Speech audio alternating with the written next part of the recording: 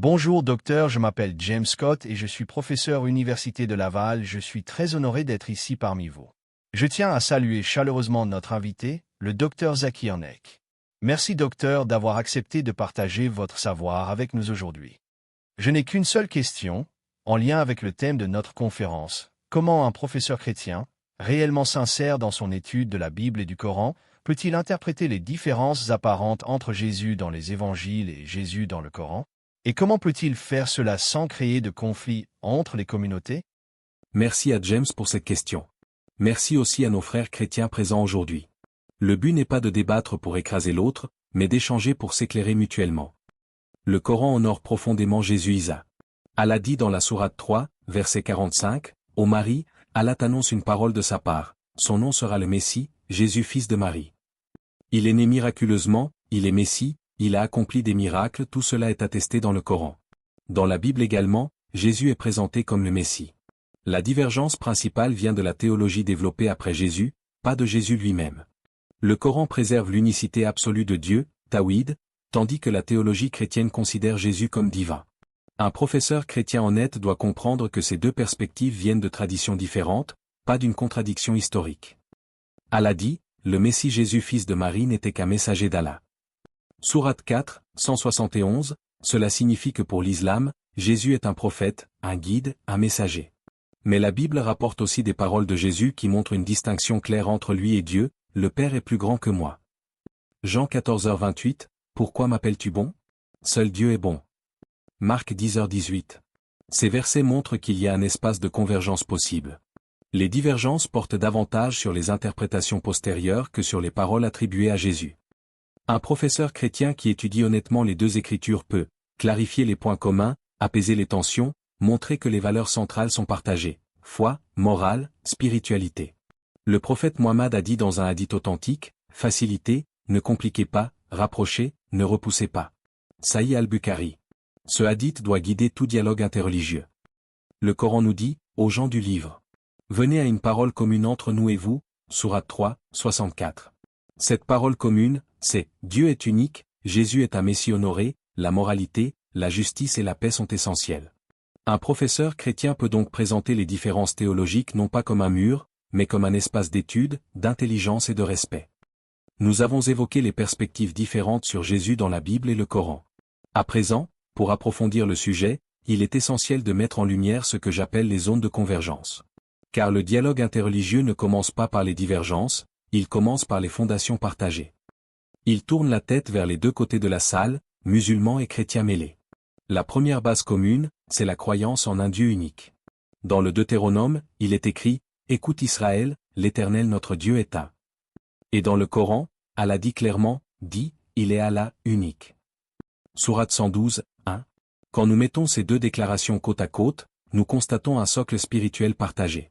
Cela ne gomme pas les différences, mais permet un terrain de respect réciproque. Un terrain sur lequel un professeur chrétien sincère peut bâtir une compréhension équilibrée. Une autre convergence fondamentale est l'éthique. Dans la Bible, Jésus dit, aime ton prochain comme toi-même. Et dans un hadith authentique, le prophète Mohammed affirme, nul d'entre vous n'est croyant tant qu'il n'aime pas pour son frère ce qu'il aime pour lui-même. Ces deux enseignements transmettent un message profondément humain. Avant d'être musulmans ou chrétiens, nous sommes des créatures de Dieu, liées par une morale commune. Et cette morale devient un pont naturel entre les deux communautés. Un autre point très important est la façon dont l'islam respecte tous les prophètes, y compris ceux que la Bible mentionne. Allah dit, nous ne faisons aucune distinction entre ces messagers. Sourate 2, 285. Cela signifie que pour nous, Moïse, Abraham, Noé, David, Salomon et Jésus font partie d'une seule et même chaîne prophétique. Un professeur chrétien peut donc comprendre que pour le musulman, Jésus n'est pas un étranger à son système de croyance, mais une figure aimée, honorée, indispensable. Cela donne un espace de dialogue très apaisant, car les prophètes deviennent des points de rencontre, et non de division. Dans le Coran comme dans la Bible, la moralité n'est pas facultative. Elle est centrale. Parmi les exemples, on retrouve la justice, la modestie, l'humilité, la charité, le pardon. Toutes ces valeurs se trouvent dans les deux livres. Et lorsque quelqu'un les étudie avec sincérité, il se rend compte que la moralité coranique et la moralité évangélique pointent dans la même direction. Cela réduit les tensions et ouvre la porte à une coopération plutôt qu'à une confrontation. Jésus Isa est appelé Al-Masi, le Messie, dans le Coran.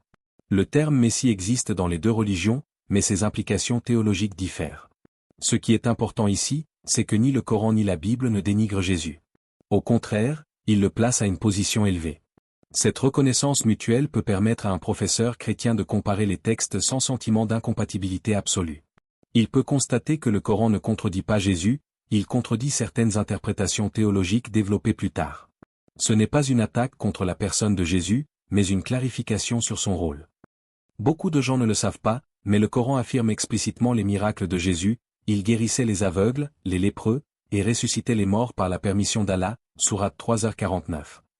Lorsque des chrétiens entendent cela, ils sont souvent surpris. Parce que cela montre que l'islam n'efface pas les miracles de Jésus, il les confirme.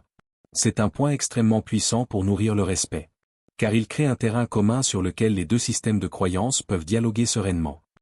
Le Coran enseigne également que Jésus reviendra. Cette croyance rapproche encore les deux traditions, car dans le christianisme aussi, le retour de Jésus fait partie du message essentiel. Le simple fait que nous partagions cette vision de la fin des temps, un événement où Jésus jouera un rôle décisif, devrait inspirer un rapprochement, pas une séparation. Le Coran ordonne, discute avec eux de la meilleure manière. Sourate 16, 125.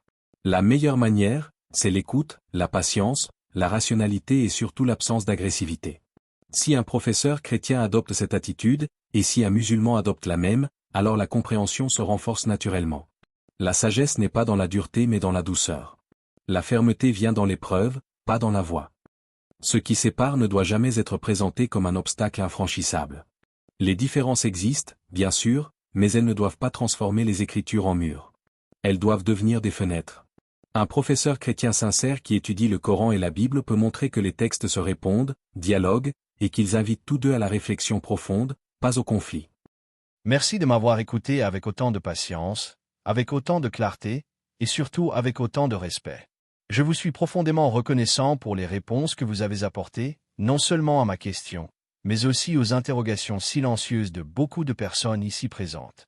Je prie à Allah de vous récompenser pour votre temps, pour votre science, et pour votre bienveillance envers moi et envers cette audience. Que Allah te bénisse, cher professeur Dr Zakir Naik. Merci, James, pour tes paroles touchantes. Et merci d'avoir posé ta question avec sincérité et respect. C'est exactement grâce à des jeunes comme toi que le dialogue entre nos communautés peut avancer dans la paix et la compréhension. J'aimerais également remercier chacune et chacun d'entre vous ici présents. Musulmans, chrétiens, chercheurs de vérité. Votre écoute et votre ouverture d'esprit sont la preuve que le dialogue, lorsqu'il est conduit avec sagesse, peut rapprocher les cœurs plutôt que les diviser. Il joint doucement les mains devant lui. Si vous souhaitez soutenir davantage ce travail de réflexion, d'échange et d'unité, je vous invite maintenant à faire quelque chose de très simple, mais très important pour continuer ce chemin ensemble. Abonnez-vous à la chaîne Pont de Foi, aimez la vidéo, partagez-la autour de vous et participez dans les commentaires vos réactions, vos réflexions et vos questions sont les bienvenues. Merci à tous pour votre présence, votre respect et votre engagement. Que Dieu vous guide et vous protège.